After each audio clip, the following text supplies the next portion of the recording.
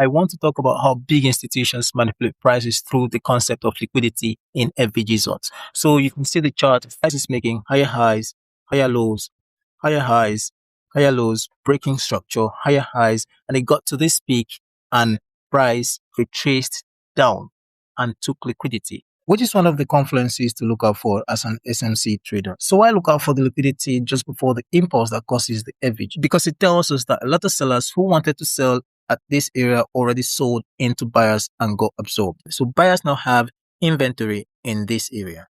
And because of that, when price comes back to FVG, buyers will likely defend this area because they have inventory to protect, which makes it less likely for an order block or an FVG to fail. On the other hand, let's assume that liquidity wasn't swept and inventory wasn't built. This would make it less likely for institutional buyers to want to defend the order block because they wouldn't have much to defend in the area, making it more likely for the FVG or the order block to fail. I understand that people like to look for liquidity just below an inducement area above the FVG zone, but that's just price doing its thing. It doesn't really have anything to do with price coming down to an order block or an FVG.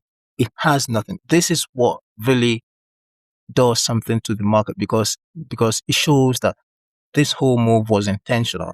The price got absorbed in this area and intentionally buyers pushed up. So what really drives price back to FVG is that institutional buyers, when they notice the FVG, mark the zone and they stop buying aggressively with market orders. Instead, they come to the FVG zone and accumulate resting orders, because there's no more counter-aggressive orders from buyers. This significantly drops price. Market becomes one-sided as price stops building upward. Price runs into FVG, sellers get absorbed, and buyers start pushing back again with aggressive intent. So this is how big institutions manipulate price using the concept of liquidity in FVG zones. This is the first Forex video on this channel and hopefully the first of many more. So if you have anything, questions, feedback, just put it in the comment section, and thanks for watching.